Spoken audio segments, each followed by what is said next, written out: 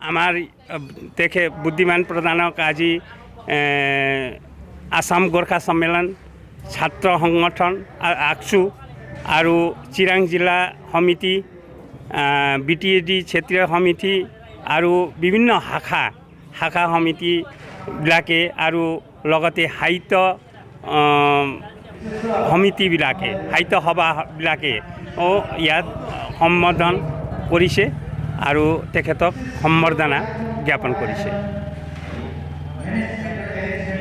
জমৰ্ক পত্ৰিকাটো এই কাৰণে বনোৱা হৈছে যে আমাৰ উদ্দেশ্যটো এইটো হ'ল যে ইয়াত বিভিন্ন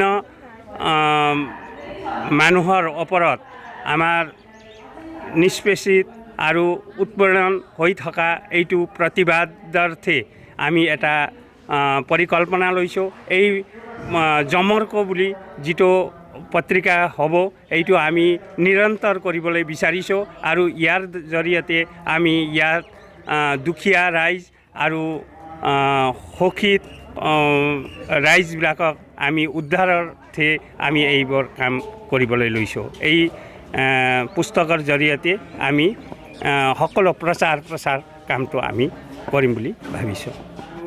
ইয়াত আজি শান্তিপুৰ আৰু নিজলাগুৰি গাঁও হিচাপে আমি ইয়াত এটা বিভিন্ন এই বিটিএডি ক্ষেত্ৰীয় সমিতিৰ তৰফৰ পৰা আমি ইয়াত এটা মিটিং মাতিছিলোঁ।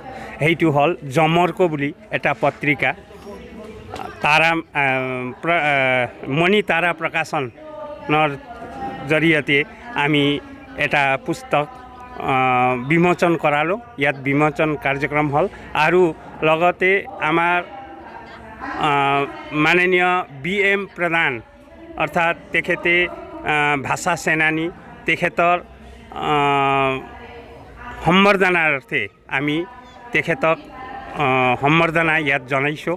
সকলো ৰাইজে আমি জনাব পাৰিছোঁ আৰু লগতে বিভিন্ন সংগঠনে ইয়াত আহি তেখেতক আমাৰ সম্বৰ্ধনাটো জনোৱা হৈছে। গতিকে তেখেতৰ মানে আমি দীৰ্ঘায়ু কামনা কৰি আজিৰ বক্তব্যখিনি ইয়াতে हजुरलाई कस्तो अनुभव भइरहेछ यो अलिकति बताइदिनु होला। यो एउटा यस्तो बाटो पुगेको थियो, एउटा डाँडादेखि अर्को डाँडामा पुग्नको लागि बहुत कष्ट हुने थियो। त्यो कष्टलाई पनि टारेर हाम्रो यहाँको अर्गनाइजेसनले आफूलाई अघि बढाएको छ अनि त्यो जतिको ठुलो काम अरू पछि कसैले गर्ला त्यति पछि अहिले त गर्दैछ नै पछि पनि गर्दै रहला यति भने म मेरो कुरा भन्दछु।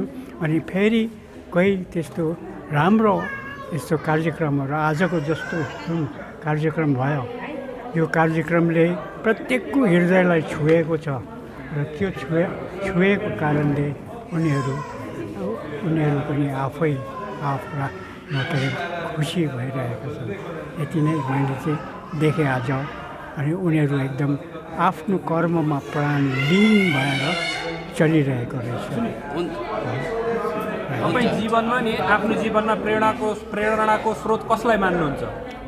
प्रेरणाको स्रोत प्रत्येक व्यक्तिलाई भगवानको दान हुन्छ अनि त्यही दान नै हाम्रो निम्ति के अरे त्यो सुविधा हुन्छ। हामीलाई भगवानको आशीर्वादले कर्ममा अघि बढाइदिनु हुन्छ अनि उहाँकै इच्छाले नै हाम्रो कर्मलाई अघि बढाउनुहोस्। भगवानको इच्छालाई मनमा राखेर अनि त्यसलाई हामीलाई अघि बढाउनुहोस्। धन्यवाद। विषयमा केही जानकारी गराउनु। यहाँहरूको जानकारीको लागि खास गरी आज 7 फरवरी 2021 आइतबार शान्तिपुर समवाय समिति प्राङ्गणमा शान्तिपुरमा चिराङ जिल्ला यहाँ जमर्को सामयिक पत्रिका जो नेपाली भाषामा हुनेछ प्रवेशाङ्कको विमोचनका लागि हामी उपस्थित थियौँ र साथै जसलाई लिएर जमर्को गरियो अभिनन्दन गर्न बमप बुद्धिमान प्रधान बमप भनौँ उहाँलाई अभिनन्दन गर्न हामी यहाँ भेला भयौँ र सफलतापूर्वक त्यो कार्यक्रम सम्पन्न भएको म मान्दछु। र खास गरी बमपलाई चाहिँ नयाँ प्रजन्मले नयाँ पिँढीले पनि नबिर्सिउन् भनेर यो गाउँठाउँमा ल्याइयो। यो ठाउँमा बमप भनेर चाहिँ होइन, बुद्धिमान प्रधान वा बीएम प्रधान भनेर पहिलेदेखि नै परिचय थियो। बमप उहाँले पछि जोड्नुभयो। जे होस्, बमपज्यूको चाहिँ सम्वर्धना गर्नुपर्ने साह्रै ढिलो भइसकेको हुँदाखेरि मैले व्यक्तिगत रूपमा त्यो अनुभव गरिकन यो कार्यक्रमको आयोजना गरियो।